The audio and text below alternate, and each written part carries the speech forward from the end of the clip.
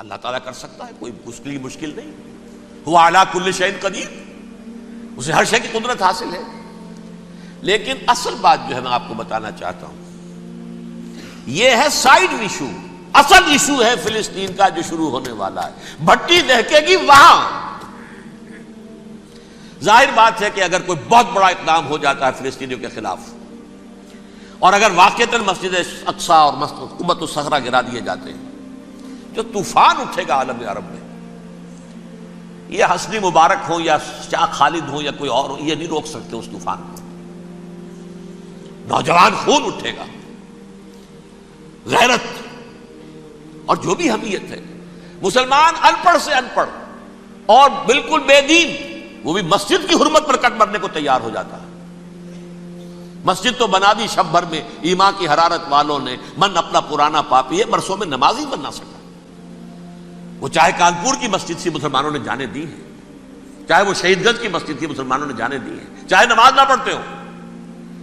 لیکن یہ جو حرمت اور یہ جو حمیت اور یہ غیرت ہے، اس سے جو طوفان اٹھے گا یہ ہوگا اس ملحمۃ العظمی، اس کی طرف پیش رفت ہو رہی.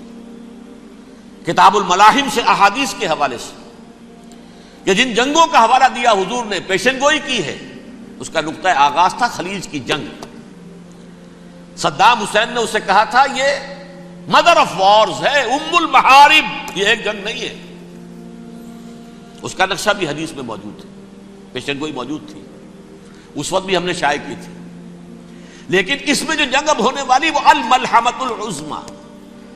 ملحمہ کسے کہتے ہیں؟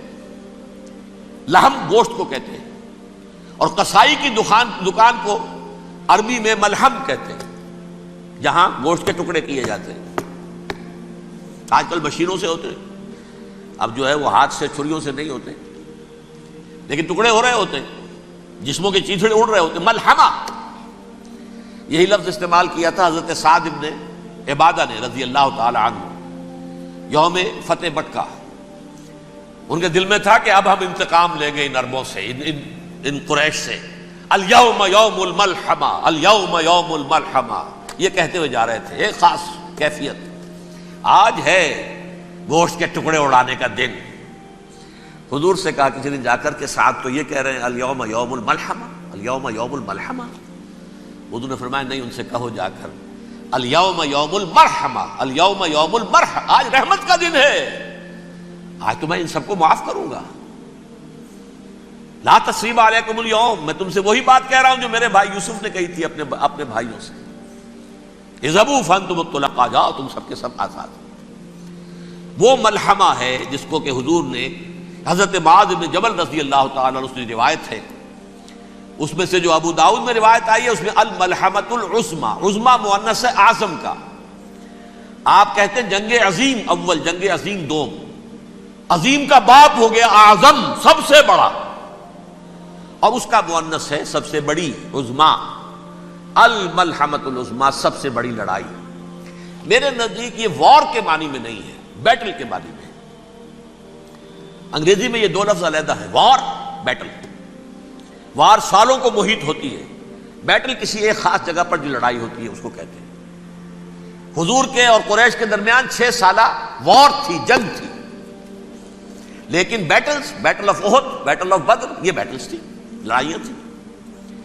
تو عظیم ترین جنگ شاید اس اعتبار سے نہ ہو جیسے کہ ورلڈ وار 1 اور ورلڈ وار 2، یعنی اس کی وسعت کا اتنا معاملہ نہیں اور طوالت کا نہیں. لیکن جو لڑائی جو ہے بیٹل ہونی ہے، جس کو کہ یہ لوگ، یا چونکہ میں نے کہا تھا شروع میں کہ سرما ہے میری آنکھ کا خاک حجاز و حول قدس.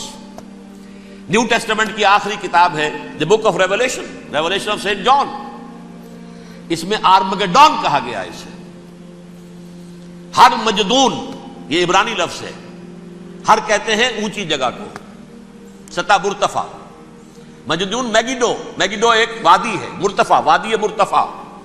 یہ ہے واقع لبنان، اسرائیل اور شام کے درمیان جو ٹکڑا، جو ٹرائنگل بنتی ہے، یہ ہے. یہاں پر بڑی جنگ لڑی جائے گی، اور یہ جنگ صلیب ہوگی جو کہا ہے بش نے، یہ جنگ صلیب.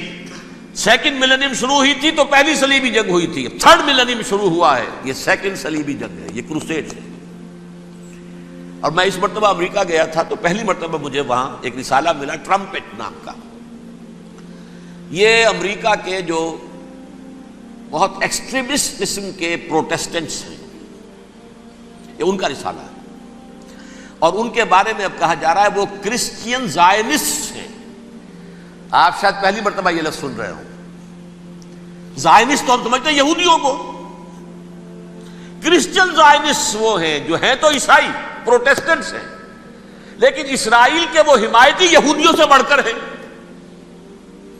یہ میری کسی پہلی تقریر میں شاید بہت سے حضرات کو یاد آ جائے، میں نے کہا تھا 4 سال پہلے ہمارا تنظیم اسلامی کا ایک کنونشن ہوا تھا ہوسٹن میں، امریکہ کا جنوبی علاقے کا شہر ہے.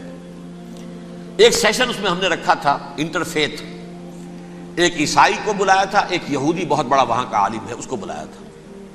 اس یہودی عالم نے ڈاکٹر وشوگراڈ، جو وہاں کی یونیورسٹی میں پروفیسر ایمیریٹس ہے، اس نے کہا تھا کہ یہ اسرائیل کو تو سپورٹ کر رہے ہیں عیسائی، ہم تو نہیں کر رہے.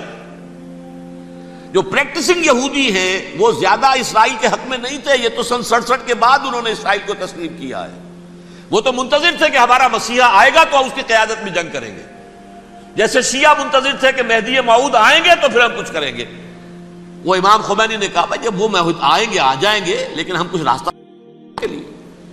زائنسٹ نے آگے بڑھ کر ریاست قائم کر لی، اور جب یروشلم پر بھی پورا قبضہ کر لیا تب جو ہے در حقیقت مذہبی یہودی جو ہے پھر انہوں نے اپنایا ہے، اون کیا ہے، اور نئے سیٹلمنٹس جو بھی بنے ہیں وہاں پر اسرائیل میں اس میں اکثر و بیشتر مذہبی یہودی آیا، اور بروکلن کے علاقے سے سب سے بڑھ کر آئے ہیں، جو امریکہ میں نیو یارک کا ایک جنوبی علاقہ ہے، بہت بڑا یہودیوں کا بہت بڑا گڑھ ہے. نیو یارک کو جیو یارک بھی کہا جاتا ہے، وہ تو اصل میں مرکز جو ہے وہ تو یہودیوں کا ہے. اس حوالے سے وہاں پر جو کرسچن زائنسٹ کہلاتے ہیں وہ اسرائیل کے یہودیوں سے بھی بڑھ کر کہیں سپورٹر ہیں. بہرحال اس دوسری صلیبی جنگ کا معاملہ جو میں کہہ رہا تھا، ٹرمپٹ نامی رسالہ، اس کا ایک مضمون ہے دی لاسٹ کروسیڈ. اب یہ آخری کروسیڈ ہے جو شروع ہونے والا ہے. میں تو حیران ہوں کس قدر کھل کے وہ باتیں کرتے ہیں. رومن کیتھولکس کو وہ کہتے ہیں کہ یہ شیطان ہے، یہ پوپ شیطان ہے، یہ یورپ کو اس نے جمع کیا ہے کرسچینٹی کی بنیاد پر، اور اس میں زیادہ تر کیتھولکس ہیں. آپ کو معلوم ہے برطانیہ بڑی مشکل سے شامل ہوا ان کے ساتھ، اس لیے کہ وہ پروٹیسٹنٹس کا سردار تھا، ابھی پوری طرح نہیں ہے. یورپ جو ہے وہ رومن امپائر دوبارہ یہ کھڑی کر رہا ہے، اور در حقیقت یہ جو ہے یہودیوں سے بھی چھیننا چاہتے ہیں اسرائیل کو اور فلسطین کو، اور مسلمانوں سے بھی، اور یہ وہی کروسیڈ جو تھے اربن ثانی کے اس کی تیاری کر رہے ہیں تاکہ وہاں پر عیسائی حکومت قائم ہو جائے، کیتھولکس کی، پوپ کی حکومت قائم ہو جائے، جیسے ایسٹ تیمور میں کر دی ہے. ایسٹ تیمور میں کون سی حکومت بنی ہے؟ Roman Catholic. رومن کیتھولک اسرائیل میں بنے تاکہ یہ سارے مقامات مقدسہ جہاں اسرائیل پیدا ہوئے، بیت حضرت مسیح پیدا ہوا، بیت الحم کہاں ہے؟ وہی ہے کہ نہیں؟ جہاں سے ریزریکشن ہوا ان کے خیال میں وہ کہاں ہے؟ وہیں پر ہے کہ نہیں؟ بڑے بڑے گرجے ان کے وہی ہیں. تو اس اعتبار سے ان کا کہنا یہ ہے یہ لاسٹ کروسیڈ کی تیاری ہو رہی ہے، یہ کیفور. اور ان کا کہنا یہ ہے کہ یہ پوری طاقت نیٹو کی جو ہے، یہ پہلے جرمنی سے لائی گئی بوسنیا، انہوں نے خود وہاں جنگ کروائی، انہوں نے خود وہاں پر ایتھنک کلینسنگ کروائی، پھر خود مصالحت کے لیے آ گئے، پھر کوسوو میں انہوں نے خود آگ بھڑکائی. یہ میں نہیں کہہ رہا، یہ وہ ٹرمپٹ رسالہ امریکہ سے چھپنے والا پروٹیسٹنٹس کا رسالہ ہے جو یہ کہہ رہا ہے. پھر انہوں نے کوسوو کے اندر کروایا، اور پھر وہ وہاں پر پیس فورس کی حیثیت سے آ گئے. اب وہ میسیڈونیا میں کروا رہے ہیں اور وہاں داخل ہو گئے ہیں. اگلا قدم ان کا سائپرس ہوگا، سائپرس میں ترکوں کو اور وہ گریکس کو لڑائیں گے اور وہاں آ جائیں گے، وہاں سے ایک چھلانگ لگائیں گے اور یہ فلسطین میں پہنچیں گے، اور یہ وہاں پر ایک رومن امپائر، اپنی پرانی رومن امپائر کی طرح کی رومن کیتھولک ریاست قائم کرنا چاہتے ہیں. تو وہاں امریکہ کے عیسائیوں میں بھی کوئی ایک طبقہ نہیں ہے، کیتھولکس بھی ہے، کیتھولکس زیادہ نہیں ہے ہمدرد، لیکن اب تابع ہو چکے ہیں. اسحاق ریبین نے جب یہ پیس ٹاک شروع ہوئی تھی، آپ کو یاد ہوگا شاید کہ جب وہ آیا تھا واشنگٹن سے واپس فلسطین اسرائیل، تو پہلے روم میں رکا for an audience with the Pope, اور پوپ کو اس نے ایک مرتبان سا پیش کیا تھا، حضرت سلیمان علیہ السلام کے زمانے کا مرتبان، اور کہا تھا دیکھیے 3000 برس تک ہم نے اس کی حفاظت کی ہے، اب یہ میں آپ کے حوالے کر رہا ہوں. اس کے بعد سے پوپ جو ہے بالکل رام ہو گیا، اور وہ عیسائیوں کے ساتھ اور یہودیوں کے ساتھ ان کا پورا معاہدہ ہو۔ اب پورا عیسائی ورلڈ جو ہے بعثت مجموعی یہودیوں کے شکنجے میں ہے۔ البتہ ان کے اندر بھی جھگڑے ہیں، جو وہاں پر وائٹ کرسچن ملیشیاز ہیں وہ ایکسٹریمسٹ ہیں کیتھولکس، ان کے نزدیک دشمن نمبر 1 یہودی، دشمن نمبر 2 مسلمان، دشمن نمبر 3 جو یورپ میں کالے ہیں، ایفرو امریکن، چاہے وہ عیسائی ہو گئے ہوں، کوئی بھی ہو۔ یہ 3 دشمن ہیں جن سے انہوں نے کلینز کرنا ہے، صاف کرنا ہے ان کے خیال کے مطابق امریکہ کی سوسائٹی کو۔ اولاً یہود، پھر مسلمان، اور پھر یہ جو کالے ہیں۔ لیکن دوسری طرف پروٹیسٹنٹس کے اندر ایکسٹریمسٹ وہ ہیں جنہیں کہا جا رہا ہے یہ کرسچین زائنسٹس ہیں، یہ اسرائیل سے بڑھ کر سپورٹرز ہیں۔ بہرحال یہ اب جنگ ہوگی، اس کا نتیجہ کیا نکلے گا یہ تو اللہ ہی جانتا ہے۔ اب میں آخری بات کی طرف آ رہا ہوں۔ آخری نتیجہ تو جو بھی کچھ اپس اینڈ ڈاؤنز آئیں گے، تلک الایام نداولھا بین الناس، آخری نتیجہ ڈراپ سین وہ یہ ہوگا کہ اللہ کے دین کا بول بالا ہوگا، اور پوری دنیا پر محمد کے لائے ہوئے دین صلی اللہ علیہ وسلم کی حکومت قائم ہوگی۔ وہ گویا قیامت کی تمہید ہوگی، اس کے بعد بس قیامت آئے گی، کیونکہ مقصد کائنات، تخلیق کائنات پورا ہو جائے گا۔ پوری مخلوقات کے اندر مقصد تخلیق، کلائمیکس آف کریشن محمد الرسول اللہ صلی اللہ علیہ وسلم، دین کی تکمیل محمد الرسول اللہ صلی اللہ علیہ وسلم۔ اور اس خلافت عرضی کے لیے جو حضرت آدم کو خلافت دی گئی تھی، جب اس میں وہ خلافت پوری دنیا پر قائم ہو جائے گی، اس کا مقصد پورا ہو جائے گا۔ And that will be the beginning of the end۔ اس کے بعد قیامت ہے۔ آخری نتیجہ تو یہ نکلنا ہے۔ اس سے پہلے سزائیں ہمیں بھی مل رہی ہیں، اور یہاں میں کانٹے کی بات جو چھوڑ گیا تھا اس کو بیان کر دوں۔ اللہ نے اس مغضوب علیہم قوم کو، اس ملعون قوم کو کیوں اب تک چھوٹ دیے رکھی؟ میں بتا چکا ہوں یہ بڑے عذاب کے مستحق ہو چکے تھے حضرت عیسیٰ علیہ السلام کے زمانے میں، چھوٹ دی ہے، ابھی تک ہے، بلکہ ایک مرتبہ ابھارا ہے۔ 1900 برس کے بعد ابھرے ہیں یہ، بالفور ڈیکلریشن 1917، سن 70 عیسوی کے بعد، تقریباً 1900 برس، 1850 برس تو ہے کم سے کم۔ پھر creation of Israel 1948، 1967 extension of Israel, یروشلم پر قبضہ۔